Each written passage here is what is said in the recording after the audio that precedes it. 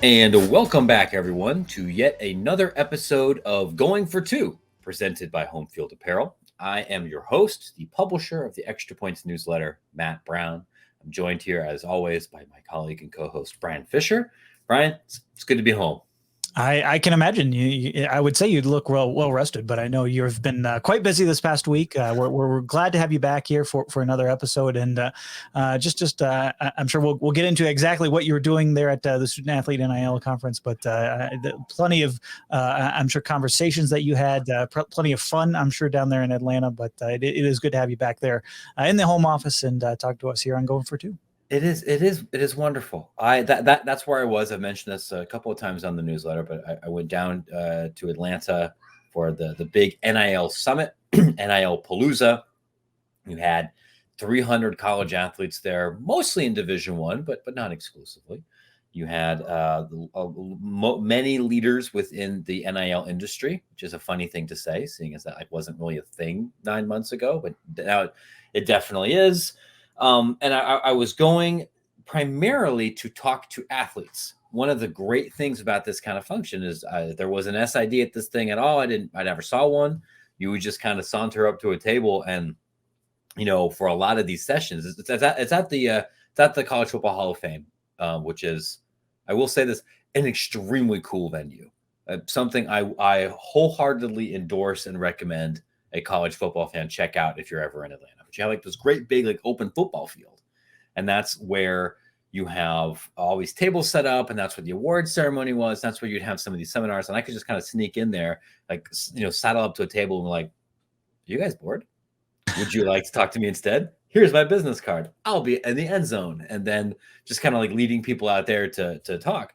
So I've written about this a little bit. We can kind of quickly talk about a couple of high level takeaways. I know not everyone's super into NIL, but for many people with both in the industry and outside the industry and athletes, it is still really important. And I think this conference highlighted in a few pretty meaningful ways about how this world has changed in the last year, where it's going, and what the major questions are still to be answered.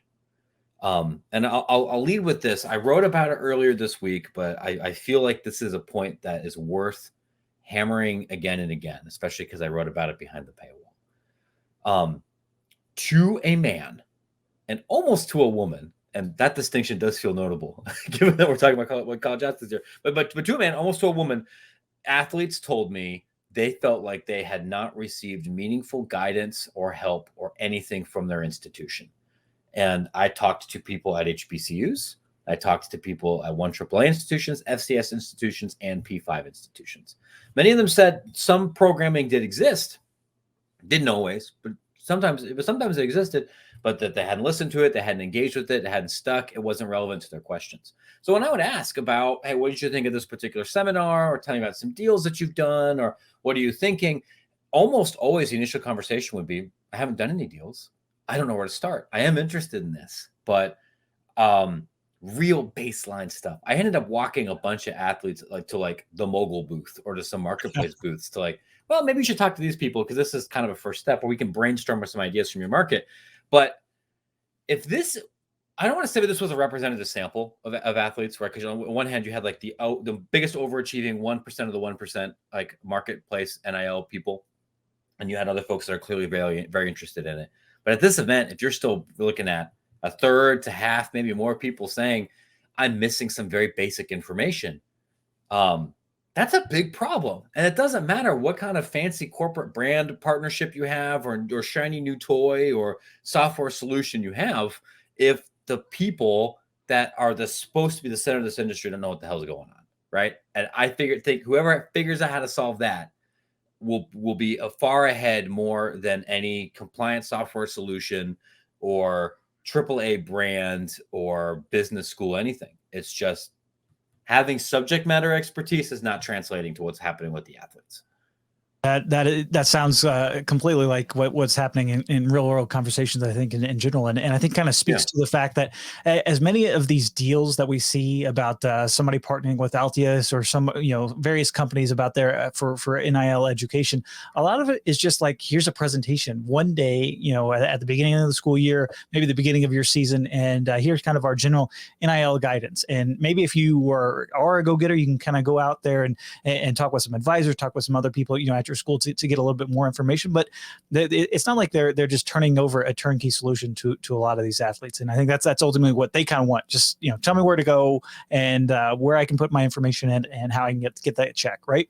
And I think there's that world. There's the go-getters, as you mentioned, the top 1% that are out there, really pounding the pavement, making sure they're doing reach out to companies. Those are the entrepreneurial students that are going out there and getting deals done. And I think it just kind of speaks to really, college athletics in general. I mean, this is the same thing that happens in terms of compliance. You might have one big meeting at the beginning of the year. Maybe you'll have some refresher courses on certain things throughout the year. But it's not like it's if you have a question, you got to actually kind of seek out a response from somebody at your institution. And definitely a big blind spot, I think, for the industry that they're coming to grips with. I think if you're an AD now, if you're somebody in charge of NIL at these schools, which a lot of these Power 5 departments are hiring somebody specifically for this, it's got to be about more than just having one meeting at the beginning of the year or having one contact person. It's about continually reinforcing what you're capable of doing as an athlete at a lot of these places. And I think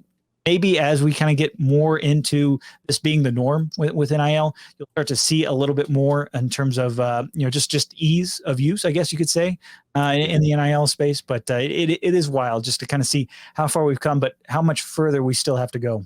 Very far to go. The other thing I would say, and this is not a criticism of the conference, which was, of course, put together in part by some strategic advisors to Extra Points and in our company and people that we know pretty well. The market-driven world of NIL isn't just about social media deals.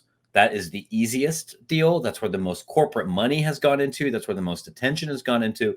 But when you talk to Jack a couple weeks ago, and when you look at the people that won awards at this thing and the folks that have been most engaged, a lot of it is stuff that has nothing to do with marketplaces and is event or education driven. The advice that I would give to any AD, any athlete, anybody really outside of anyone that does not have access to a gigantic collective throwing money at them would be, honestly, forget Instagram. Unless you are just really into Instagram, because that is a resource that will require a lot of time on your end. If you're going to spend 8 hours a week on NIL or 8 hours every other week on NIL, I think you're going to get the most bang for your buck trying to teach some lessons of trying to hit up high schools and AAU clubs or reaching out to businesses in person with some of your teammates and try to hustle something together rather than trying to play the influencer game. I think my gut, and I may be wrong about this, right? Do not take investment advice from Extra Points. Extra Points is a newsletter. It is not a business predictions or investment advice vehicle. But we are likely headed towards something recession-ish. And even if that doesn't hit the official designation of a recession, clearly consumers are facing strain based on inflation or gas prices or supply chain issues. It's not being political. This is just you've been to a grocery store, right? And when we're in this kind of world, typically large corporations and even middle market firms tend to cut back on marketing spending before they make cuts at other places. Marketing spending, which translates into NIL stuff. And if you have to cut back on marketing spending, what's the first place you cut back on? More stuff where you don't have years of data to show that it's absolutely valuable. So I would look at the influencer space and be concerned about economic and industry headwinds, not from Larry's Pizza in Greenville, North Carolina, that's covered in ECU pirate stuff. Like that guy, you might still be able to get his money from Buffalo Wild Wings or from Geico or from Enterprise Rent-A-Car or something. I think that might look a little bit different if you don't happen to be CJ Stroud. So just some things to think about. There was I hope to share some of the other kind of nitty gritty things a little bit later. That was a really insightful panel on sports law. and advice, both proactive offense, legal things that athletes in schools would need to know about NIL, and also defense, how to protect themselves. Spoiler alert, none of those things are really happening. That's defense, not just from intellectual property, but from exploitive collectives, which is definitely a thing that is happening, or boosters, or some of these other deals. I would plead to everybody. You don't need counsel if you're doing a couple of $500 deals. There's not enough good sports lawyers to actually do that for you. It's not worth your money. Do you need counsel if you're doing anything with a comma in it? Yes. Do you need counsel if anybody gives you a piece of paper that has the word exclusive or perpetuity on it? Yes. Should you get a real lawyer to look at anything if you're engaged with the collective? By God, yes. And should you get an accountant? Yes, you should do that even if you're only doing $500 deals. I have an accountant. I would probably be in prison if I didn't have an accountant, because just knowing I suck at this kind of thing. That's my spiel. Wonderful to go. Wonderful to see the Hall of Fame. Wonderful to see some reporter friends I hadn't seen in a while. Wonderful to talk to a lot of athletes, by and large, almost all of whom are very impressive. Not so wonderful to come back with, it seems like, the man flu. I took a Rona test. I'm negative, but when you don't sleep a whole lot and it's 145 degrees and you're on your feet the whole time and you're already kind of tired, you get sick. And you were 20-year-olds. What are you going to do? But that was a positive event. I learned a lot. I bet. And I think it also kind of speaks to the fact that there are these kind of like two avenues to NIL. I think there's the one we always hear about, like the quote unquote inducements. Obviously that was in the news a little bit with the NCAA investigations into Miami and others that we've kind of discussed in the show a little bit. But like there's kind of the initial NIL, quote unquote NIL deals that are a little bit fuzzy about, kids coming into school. And then once you're actually enrolled and you're in school and you're doing media post and you're doing various outreach of the community efforts, like that's kind of the second thing that certainly this conference was kind of centered on. And to be honest, like it's just shocking to me to kind of see some of the photos and see some of the interviews that took place there, to see really the growth. I mean, it does kind of indicate that there's a lot of runway left, in the tank for a lot of these athletes, for a lot of these brands. Even if there is a bit of an economic downturn coming to the U.S. and the rest of the world, like there's still some space left here in the NIL era for the athletes themselves and certainly to get more deals, but for some additional companies to kind of come in and change things up. And I think we're starting to see some of those in terms of the evolution. But I think more than anything, it's also a good reminder that this is still very early on. And to me, shockingly, the thing that, just because I've been seeing a few things on Twitter and whatnot, is like that I would have thought athletes in particular, last summer, this summer, whatever, would have made a bigger deal about not the NIL deals, not the social media posts, but like doing camps and combines and that sort of thing. You see it all the time with like NFL players. They'll go back to their hometown. They'll have I would have thought that would have been a bigger deal, especially for some of the Olympic sport athletes. You go back to your hometown and you're a tennis player and you can put on a camp like that. If you're not just the football players, but men's soccer, you put on a camp, that would be a good way to promote your name, image, and likeness, and kind of get involved in the community as well. I thought we would have seen a little bit more of that this time around, but I guess that's for another day. Yeah, I know why it isn't happening. It's not happening because the pool of interested athletes at NIL generally is not nearly as large as I think the collective we thought it was going to be last July.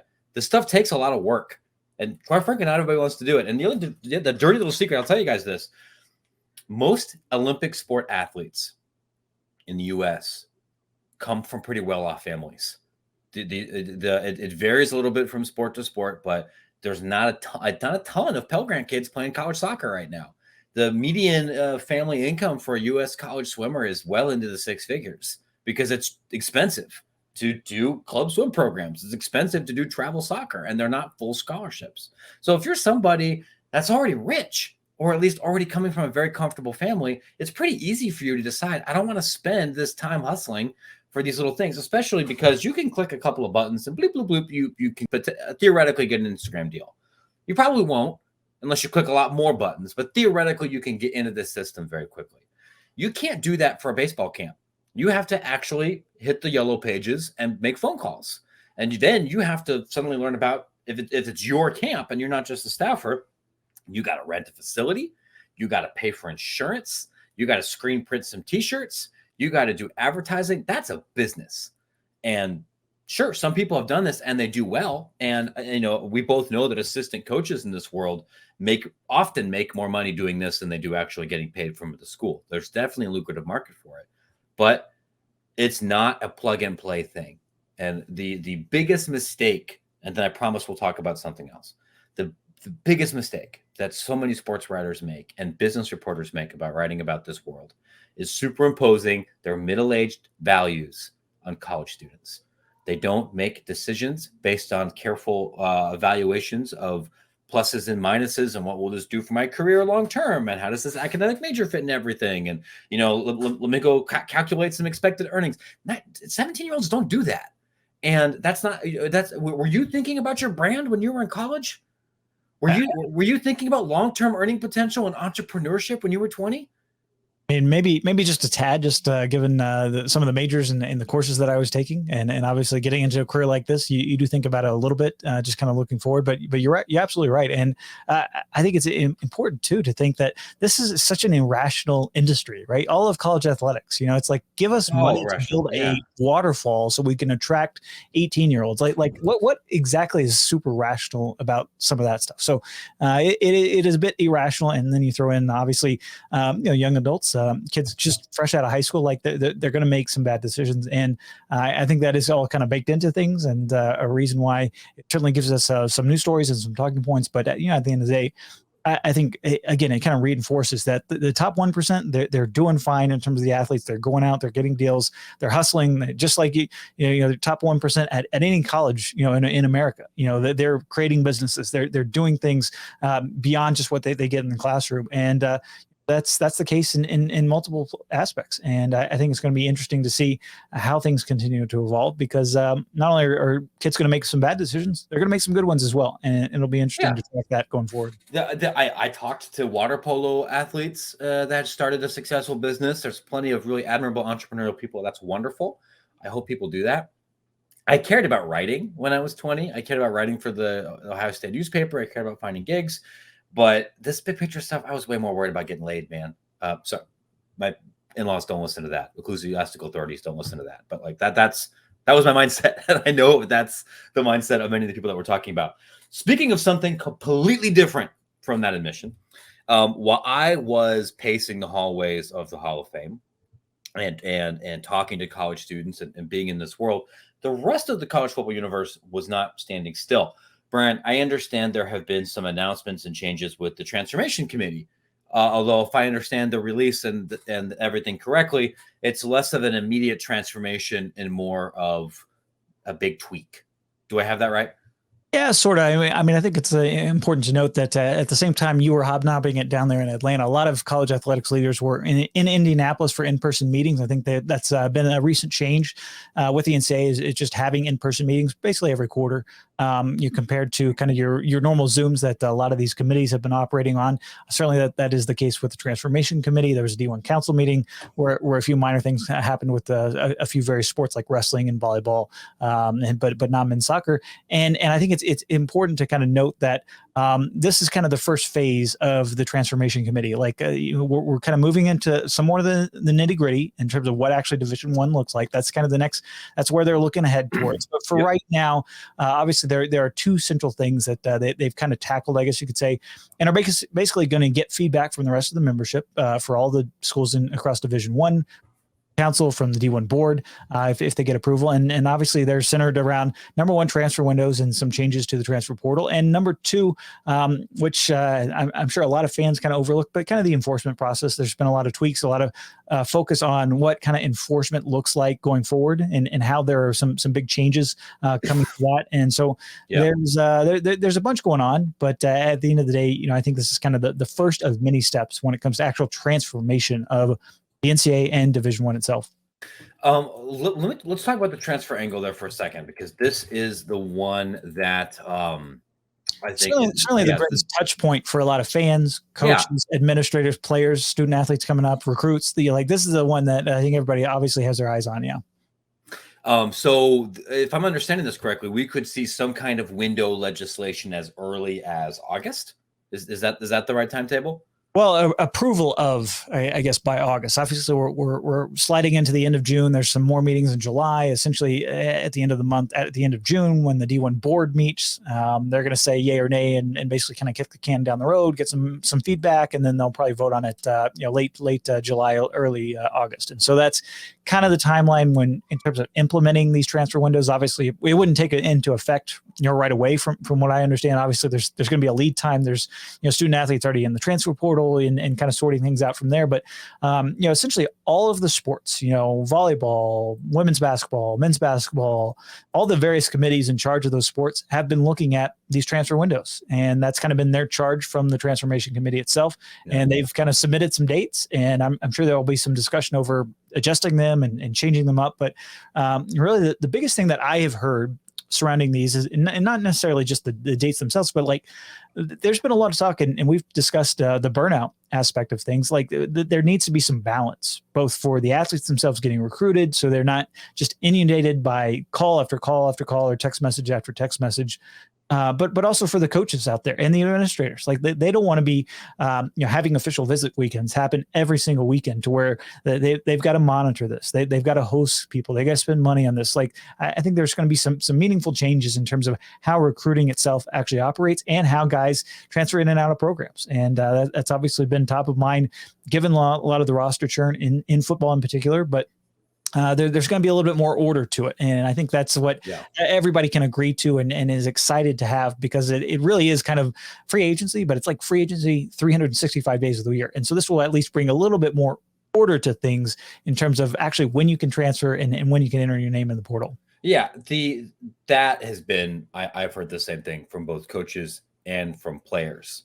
It sucks when you feel like you can't make informed decisions about your future if there's no stability in that end. And of course, no league in the world really has free agency every single day, one way or another.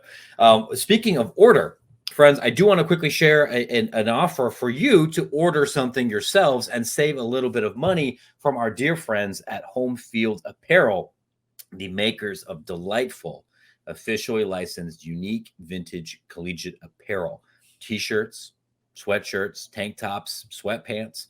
Our friends at Home Field make these shirts with a bunch of vintage, weirdo, bizarro, maybe not weirdo, but designs that you've probably forgotten about. It's not the same script Ohio State that you see everywhere in the bookstore. I, for one, am wearing a Delaware shirt today with a blue hen that's roided to hell. And it's great. This guy looks like a villain from like Ninja Turtles, like Turtles in Time.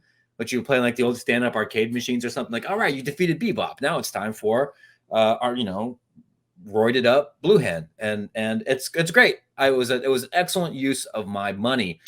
They've been dropping a new big school every single week. Earlier this season, we've had Arizona, we've had Arizona State, we had Clemson. This week, TCU, and I have made this resignation. I'm buying some TCU stuff. I've never been to TCU.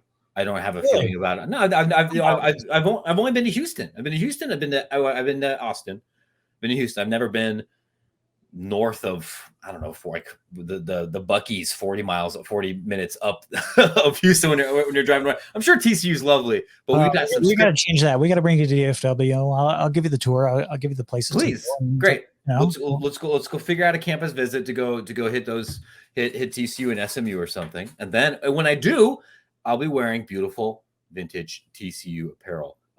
There's a lot of goofy looking frogs that I guess the school put together before they had the same kind of licensing directors they have now. I'm excited to welcome them part of my life. Well, anytime you can get some old Southwest Conference era frog logos, I think you got to do it. And this promo code will certainly get you a little percentage off. So it makes it a little bit more affordable, especially in times it might be a little bit tough, but you still want that good frog gear. So exactly. The promo code is, I'll let you do it. What's the promo code? Extra points. That's right. All one word, folks. Extra points saves you 15% off your first order. You can get all frog related paraphernalia, as long as that paraphernalia is a Home Field shirt or hoodie or something. Homefieldapparel.com. And we actually just had a school reach out to us like an hour before I hopped on this show. If you're a school that's like, well, they just spent 15 seconds and 15 minutes here giving free advertising for TCU, why aren't they doing that for my school? My school's not on Home Field Apparel. My school hasn't partnered with some kind of licensing agent that has a sponsorship agreement with Going for Two. Well, good news, friends. You can join the Home Field family too. And you can do that by shooting me a note at matt@extrapointsnb.com. We'll make an introduction to their licensing team. We've worked with a couple of other small schools, small conferences to help work through that process. Last note, speaking of licensing for a collegiate apparel, I did get a big old stack back of FOIAs regarding the EA Sports college football game. And I wrote about this on Extra Points, but I figured we could take a couple of minutes to talk about it here because the reader interest in this game and this process is very high. And I've also noticed that I've written a decent amount about the development of this game. A lot of it's been behind a paywall. This one is free. Hopefully this helps clear up some misconceptions. So based on a series of emails I have received from multiple institutions from EA Sports and their partners with the Collegiate Licensing Corporation, I can reiterate that based on documents I have inspected that were sent out earlier this year, EA Sports confirms that they are planning to release the game in the summer of 2023. Not January, not later this year, 2023. I think some of the confusion may have come from somebody looking at some earnings report from EA and forgetting that fiscal year and calendar year do not mean the same thing. This is a game that has perennially been released during the fall, during the summer. It will be released again in the summer. I can also tell you that EA, as of like March, has told all the other schools, like, hey, so far conceptually, about 120 schools have agreed to be in the game. That's not 133. What I can tell you from talking to EA and then from following up with, I know a couple of those schools that have not conceptually agreed to yet. They're waiting on athlete licensing. And once that happens, EA expects everybody to be in the game. Even the schools that have not conceptually agreed are still submitting information and acting like they are participating in the game. So like that good stuff that can get cleared up. The other hang up beyond athlete likenesses, which we'll talk about here in a second, is about licensing money and having to go through CLC if you're not a CLC school and some lawyering stuff. I can tell you that everybody involved, including myself, still expects all 133 teams to be in it. I say 33 because that means that includes the new FBS programs, regardless of what the paperwork says. What I can tell you over the last couple of months, what has been happening last summer, institutions were spending a lot of time doing the photography to render the stadiums. We did a story about that with the gentleman at Troy, who's one of their football players who did the photography. That was apparently took a ton of time for everybody. It takes a lot of computing resources. What I can tell you is that in February and March, schools were doing the same thing now, but for music and for marching bands, for cheerleading squads, and for stadium sounds that happen during the game. So that would mean, and we'll share the document. I am led to believe that would mean that if you are playing a game at Wisconsin, you would hear jump around, and then it would pan and you would see the people actually jumping around. If you're playing in Ohio Stadium, you would hear hang on Sloopy. If your school does something in the second quarter or the third quarter, like you would hear that, which I don't think was a part of every single one of the other games. Like the documents were saying, hey, if you have any like student chants, not only don't just send us the audio, like give us the text and like let us know the cadence and let us know like the enunciation guides, because we want to make sure that we accurately depict that. So if you are a fan of looking for that level of realism, that process is happening. I'm also told that during the same time period, EA has been working with schools to do the same level of realism and updates for spirit stickers. Like the Buckeye leaves, of course, on Ohio State, but a bunch of other schools do this. And it's like, okay, not just what is the image and not just where on the helmet does it look like, but what would be a realistic accumulation of those stickers over the course of a season. So again, if you're Ohio State and it's the first game of the season, it should be all silver helmets. If it's Michigan week and you're good, it should be all Buckeye stickers. And that is something that also, I don't think that level of detail was necessarily always there for every other game. It is the process right now would lead us to believe that will be the case for this project. So not a gameplay update, but a useful update nonetheless, I think, right? Yeah, I'm giddy just hearing you kind of say some of those things. Like, just I can't wait to like 50 hours per week on just playing that game and seeing how real it is, given my experiences. And I'm sure it's good for EA just this upcoming season, right? Just to go out and experience Ohio Stadium, or go into Neyland and be there between the hedges, and go to Kyle Field and just kind of get soak up some of the atmosphere, take some sounds, take some high quality photos and whatnot, and just kind of get a feel for things in a non-pandemic-y type of year, where full college football stadiums are there, and playing some of these big games. I'm sure it's just big for them to kind of get through this next 8 to 12 months and put it in the game. And I'm thrilled. I can't wait for it, not just in terms of the gameplay, but some of the modes that like I doubt they're going to have like NIL Collective Explorer or something like that on whatever dynasty type of mode you're going to have, whatever online attributes they're going to throw in there. I can't wait. And it's great too, because you mentioned not having all 133 schools. I'm certainly hopeful that they will, because that we talked about a couple weeks ago. I mean, it's just such a big marketing thing to say, like, introduce people to Jacksonville State or JMU, right? Especially now that those schools are kind of moving up to the FBS level. It'll be great if you're a new ACC fan. Maybe you didn't make the trip to James Madison, or here's your opportunity. If you're a Sun Belt fan, to kind of experience some of those. Obviously, we get conference realignment too coming in 2023, so a lot of these schools, hopefully the game will have that as well. So it's going to be some big changes. You can kind of get used to it as part of the game, and I can't wait. I am ecstatic to play with it. Hopefully we'll have somebody on from EA to discuss it down the road, and we've made that ask, and we'll hopefully bring that to you here and going for two. But it is a game that I think near and dear to a lot of people our age in terms of actually playing it, but I think it's going to reintroduce and really help college football at a key moment and really key inflection point, not just in terms of college athletics and all these transformation changes. Obviously, you got a college football playoff that's going to be changing come 2025, 2026. So there's a lot of change on the horizon, and a game like this can make that transition a little bit easier as people get in and play it. Yeah, you hit on several important points that I think I can give a little bit more detail about, right? Like the idea of this being an important marketing tool is unquestionably true. I think any athletic director under 50, if they don't know that now, they've made that known. I've talked to people in the FCS space that are like, we know we're not going to be in the game in the beginning, but don't tell our licensing director this because we want the money. But we would do it for free. Yep. Because we know that there's a big IP benefit for us to be in the game. I've heard people from Division II programs like, who do we got to pay to get our stuff in there? So rather than having it uploaded or anything, right? So can you just see it? You can take a program, and instead of dynasty mode, you go through the years with building your roster. You take them from an NAIA program. You get imagine? You go, the realignment dynasty, right? That. Certainly, if EA is taking solicitations on ideas, they know where to come. College football Reddit presents like college football. It'd be a fun game. On that note, I can also tell you that while I cannot confirm like a ton of gameplay things, and a lot of that is because it literally is TBA. Will there be a dynasty mode? Yes. There's been a dynasty mode in every other game. Like, that's definitely happening.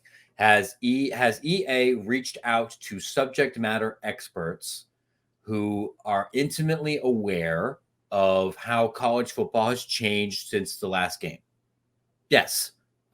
Can't tell you who they are yet, because I do want them to keep talking to me, or other people at the school level to keep talking to me.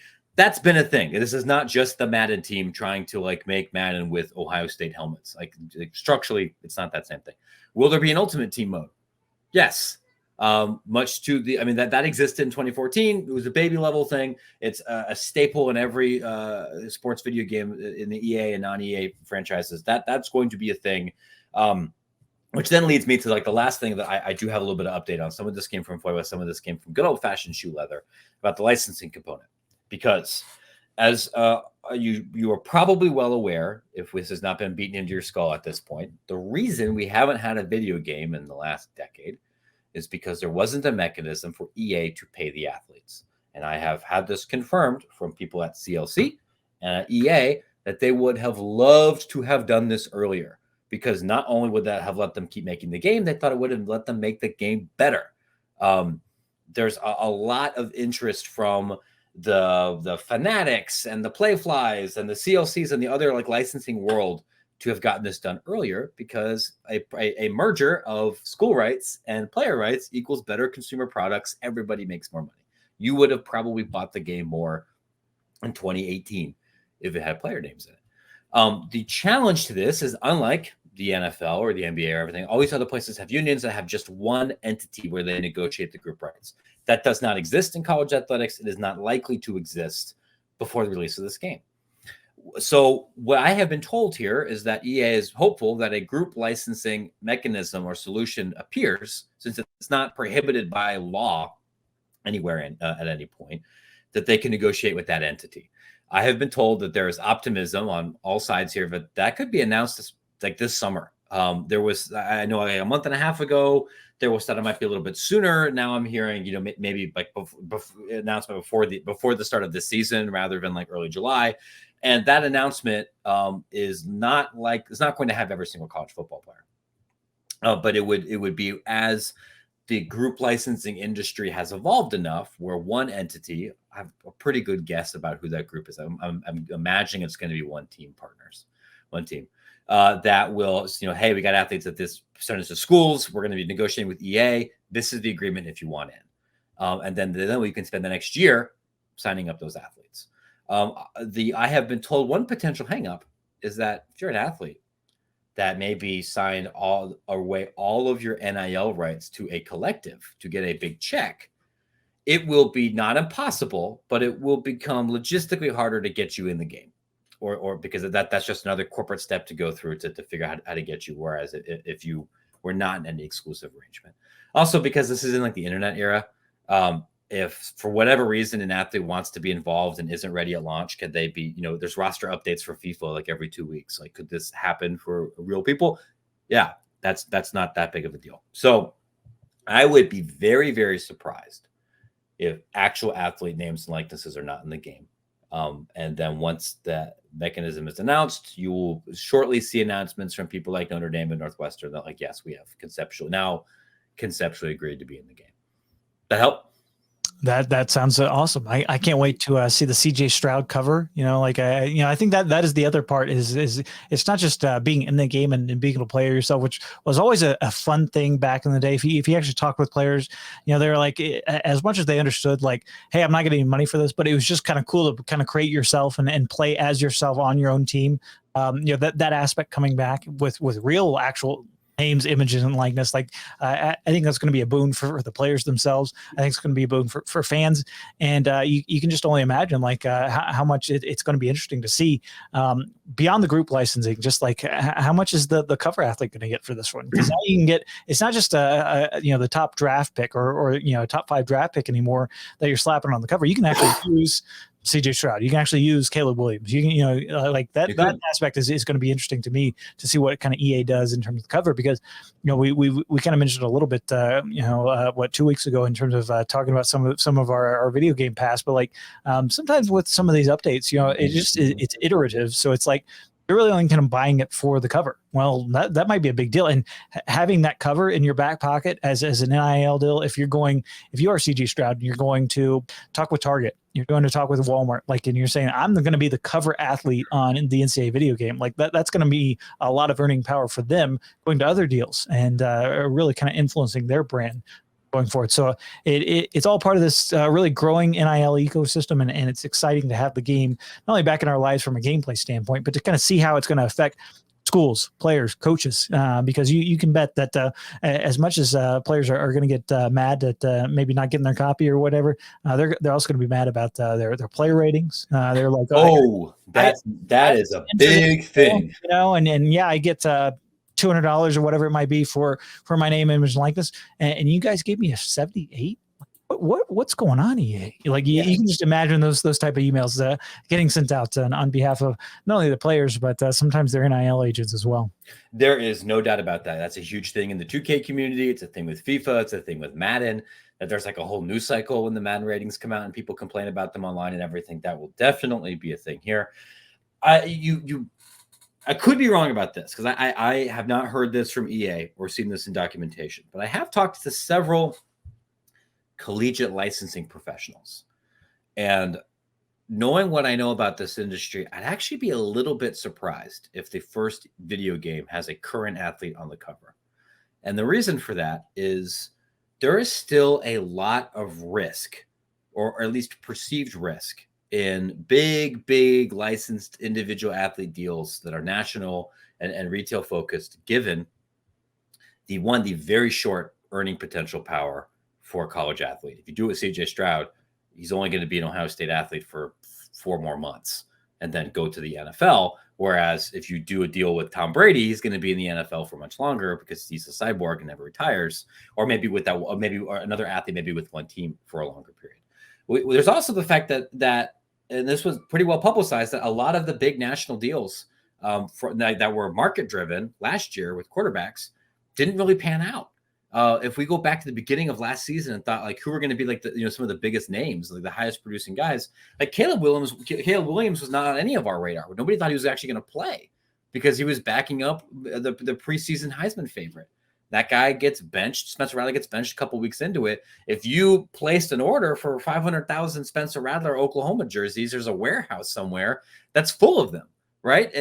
Dr. Pepper goes out and grabs DJ Ugalele, right? And that doesn't work out, and you have to kind of shift him away, or maybe that was planned, depending on who you talk to, away from that campaign. So if you pick CJ Stroud or if you pick Bryce Young, like probably they're going to be very competitive, but and everything. But there is a risk factor that's different from the pros. That and given the price uncertainty, it would surprise me a little bit, especially given there's such a wide array of legends or non-player specific or somebody that just left that you could put on the cover. I could be wrong. Yeah, this is just what I've been hearing. We've missed out on almost a decade full of covers that we didn't have, of superstar players that came in with a bang and certainly made their way to the NFL, and we didn't get an NCAA cover with them, and I think that was always a cool part of saying, not only figuring out who it might be, going into the summer, but like it was a lot of hype surrounding that launch. And, I think that you're right. I think going with some legends, some, big time players of the past, really decade that really kind of never got that opportunity to kind of get on the cover. Certainly even just speaking, working with Athlon in terms of looking at who's going to get in some of the regional covers for some of the preview magazines, like that's a big deal. And so I think, it's going to be some big challenges, some big decisions coming from EA, and it wouldn't surprise me at all, right? If they go past athletes of the last couple of years where they didn't have the video game that they wanted to feature, and certainly can build marketing campaigns around them, whether they're in the NFL or not. But you also got to consider like there's some big names coming up. Maybe they get real granular. Maybe we get some Arch Manning NCAA video games, right? The world is certainly EA's oyster. It could. There's a lot there. The last thing I'll mention on this, and then I probably should go here because my medicine's wearing off. By securing a group licensing mechanism or an ability to pay athletes for this kind of thing, we're not limited to just this one video game. There is some exclusivity for console simulation games that EA has. Like 2K can't really make a PlayStation 5 college football game. But the place I would tell people to watch for, maybe not in 2023, might be a little bit later, but not that much later, would be mobile offerings. Like the NBA, the NFLPA will license group licenses, not just to Madden, but to a lot of like phone simulation games or trading card games on phones, or not shovelware, but like clearly a different kind of game where players get checks for. And I think that if a mobile development studio is able to kind of, figure out a way to put something together, or a version of popular NFL games for phones for college football, that is something that could come out in 9 months. And that would be another thing to do while you're on the subway waiting for your train.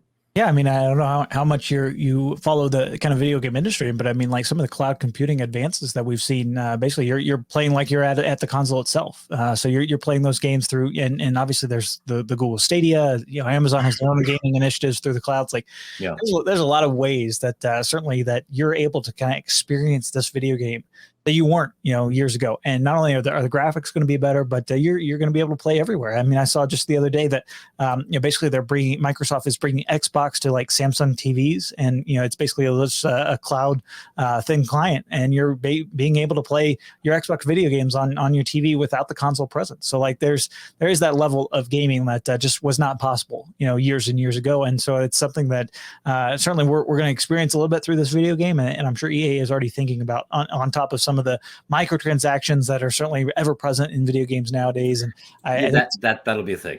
Yes. I mean, can't you just see it that you can spend $50 or whatever to get somebody's jersey as part of your NFT collection, right? Like that's definitely coming to this game or this universe at some point, right? Yeah, I mean, the one that I think I can imagine is the direct Madden scenario where you can pay $7.99 and get 2 packs of cards, and one of them might have like legendary gold Tim Tebow 89 overall that you plug into your team or something. But I could see a world where you're playing single player dynasty mode, and it's like for 1,000 NCAA coins, drop an NIL deal and like swing a 4-star recruit.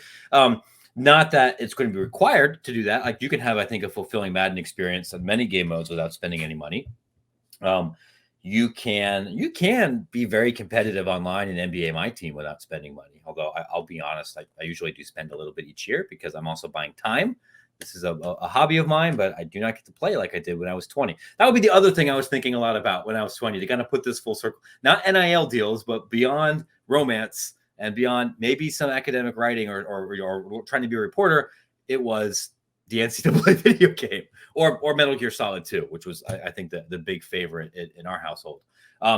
Might be the same thing for a next generation of gamers. Friends.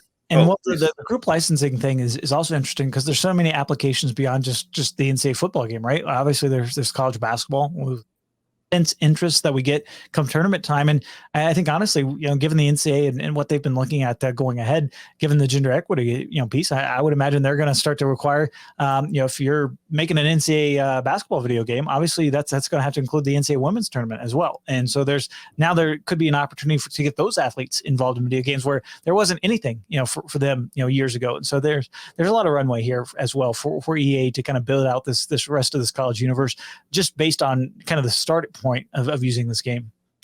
I do hope there's eventually another college basketball game. I had a couple of those. I had the one with Greg Oden on the cover. 2K made a couple of decent ones. Back I mean, how cool would it be to like have St. Peter's in a game and be able to play as them, right? Like just the exposure. Speaking of marketing and the exposure that you could have, not just in terms of your FBS programs, which are only 133, but like the hundreds of D1 AAA programs that do not get involved in the NCAA video game. Here's an opportunity for them to literally get in the game. Yeah, I'll be honest with you guys. Like, I'm not a huge college basketball fan, but I bought that game because you know who was in it? My American University Eagles, a school that most people in my world did not believe was real. And there it was. Like, did Bender Arena look like Bender Arena? No, but it was 2007, and I was a PlayStation 2. That when you turned it on, it sounded like an aircraft taking off. You didn't have a chance to render both of the seats in Bender Arena. So it would be lovely if that happened in the future. I know that's before like TikTok or Twitter or anybody takes us out of context.